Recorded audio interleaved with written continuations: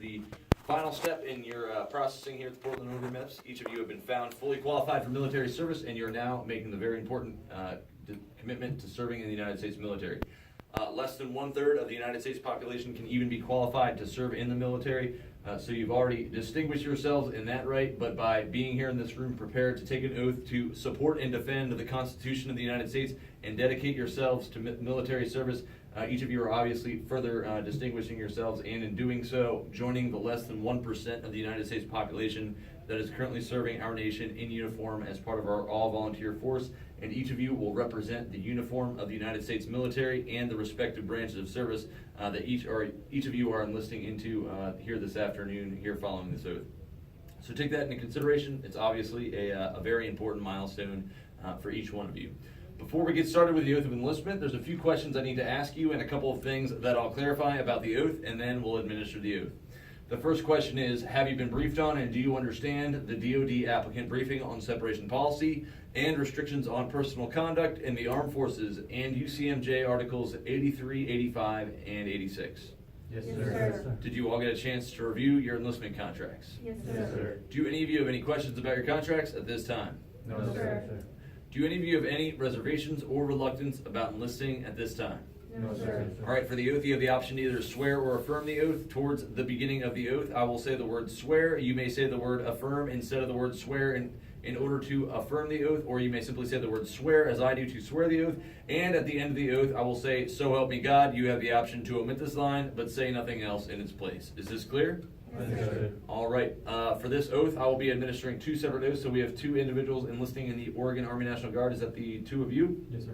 All right. And then the rest of you are enlisting in either the reserves or your respective program, your respective branches' delayed entry program. So the way it will work is I will call all of you to the position of attention. I'll direct the two applicants that are enlisting in the Oregon Army National Guard to raise your right hands. During this time, the four of you remaining applicants will remain standing at the position of attention while their oath. While the two Oregon guardsmen will be sworn in. When I finish with the two guard oaths, lower your right hand, remain standing at the position of attention, and then I'll direct the remaining four of you to raise your right hand, and I'll administer the oath to the four of you at that time. Is that clear to everyone? Yes, sir. Yes, sir. All right, we'll begin. Group, attention. Oregon Guard only, raise your right hand, repeat after me. I state your full name.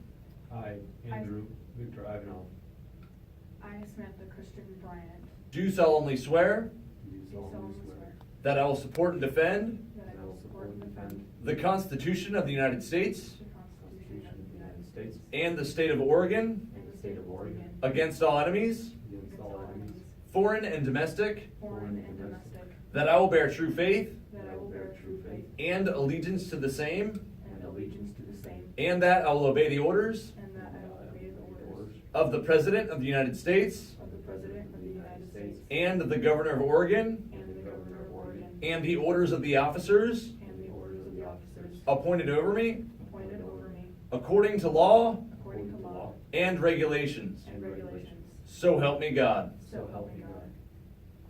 All right, remaining applicants, raise your right hand, repeat after me. I state your full name, I, David Antonio Rufino, do solemnly swear do solemnly swear that I will support and defend that I will support and defend the Constitution of the United States the Constitution of the United States against all enemies, against all enemies, foreign and domestic, foreign and domestic, that I will bear true faith that I will bear true faith and allegiance to the same, and allegiance to the same, and that I will obey the orders and that I will obey the orders of the President of the United States of the President of the United States and the orders of the officers and the orders of the officers appointed over me appointed over me according to regulations according to regulations and the Uniform Code of Military Justice. and the Uniform Code of Military Justice. So help me God. So help me God. All right, you may lower your right hand and relax this time. Congratulations, ladies and gentlemen. Each of you are now officially sworn in.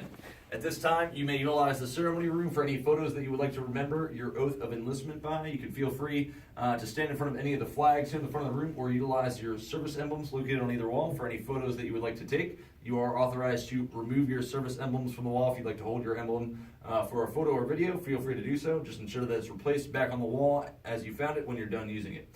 When you're finished here in the ceremony room, report to the room located behind you and we'll finalize your enlistment contract.